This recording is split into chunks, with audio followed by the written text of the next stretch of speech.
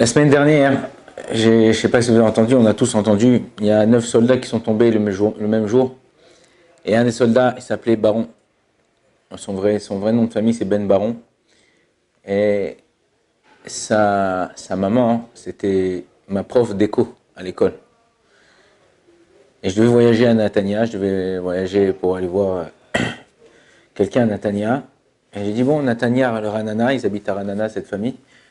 C'était le jour même où ils ont fait l'enterrement. J'ai dit, je vais passer les voir. Donc, j'ai appelé un ami qui travaille aussi à Torah Box et qui habite à Ranana. Je lui dis, Cédric, écoute, regarde, je passe à Ranana, on va ensemble. Je lui dis, essaye de m'avoir des livres de deuil de Torah Box, comme ça on distribue à la famille gratuitement, on leur offre.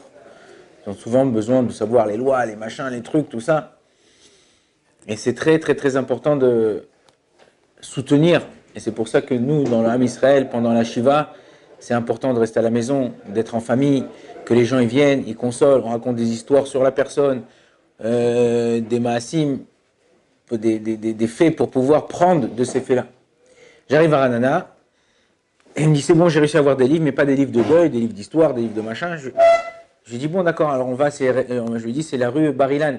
Il m'a dit non, c'est pas la rue Bar-Ilan, c'est l'hôpital Levinstein. Je lui dis non, c'est la rue Bar-Ilan. Il me dit non, c'est l'hôpital Levinstein. Je comprends pas. Je lui dis écoute, je sais, j'ai reçu un WhatsApp avec toutes les données. Il me dit non, je lui dis mais je te parle de la famille Ben Baron. Il m'a dit mais non, je te parlais pas de ça moi. J'ai dit de quoi? Il m'a dit un soldat qui s'appelle Ishai Simoni et il a été blessé à Jenin. Il est à l'hôpital Levinstein à Ranana. Viens, on va le voir. J'ai dit mais attends 2 secondes. J'ai dit bon tu sais quoi? Je suis là. On va à l'hôpital Levinstein et après on ira consoler la famille du soldat. Il m'a dit ok. Donc on avait pris certains livres, on arrive à l'hôpital Levinstein et on cherche, on ne savait pas quel étage, quel truc, on savait juste le nom. C'était 8h, 8h30 le soir. Et là, on arrive devant l'ascenseur, et il m'a dit j'attends, j'ai un contact qui s'appelle Stéphane, et le mec qui sort devant nous, il s'appelle Stéphane. Là, c'est de la famille du soldat. Oui, oui, ah oui, il est au 8e étage, montez, je monte avec vous. Ah, vous êtes Torah Box, ok. On monte là-bas. Maintenant, souvent, Torah Box envoie des rabbinim pour les soldats, pour visiter les malades. Moi, ça m'arrive rarement d'aller en général visiter les malades parce que j'ai pas trop le temps. J'ai le collège, j'ai machin, donc je vais voir des soldats, oui, dans des bases, mais quand j'arrive là-bas, je rentre dans la chambre, le soldat, il nous raconte qu'ils l'ont tiré 60 balles sur lui, il a reçu qu'une seule balle. Alors Cédric, il lui a dit Batel Béchichim. C'était annulé en 60e. Ton fait 60, on a reçu qu'une Batel Béchichim. T'as eu ta vie en cadeau. Et dès qu'il me voit le soldat, il me dit Arav, c'est marrant que c'est vous qui venez me voir. J'avais votre livre de Moussard dans ma poche. La poche, j'ai reçu la balle. J'avais votre livre de Moussard et un Télim. J'ai dit où est le livre? J'ai écrit un petit livre de Moussard, Moussard du jour, 2 petits livres comme ça.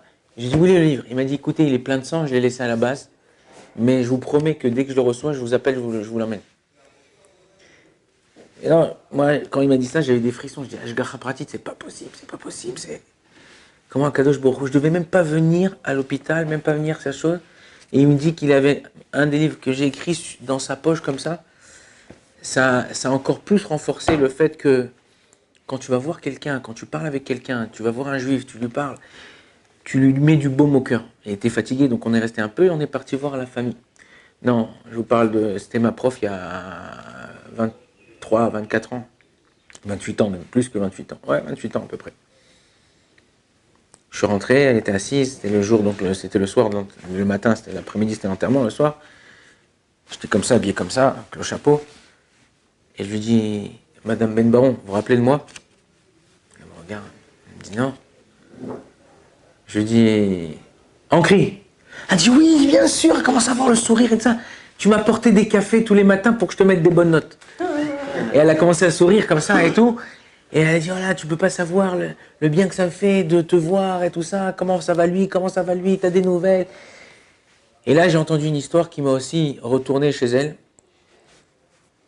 Ce soldat-là, bon, il devait se marier, mais il demandait à ses parents qu'ils étaient divorcés.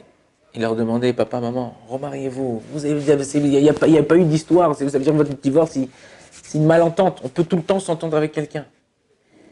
Et là, il y a quelqu'un qui m'a raconté que le moment de l'enterrement, le père, il a parlé de son fils.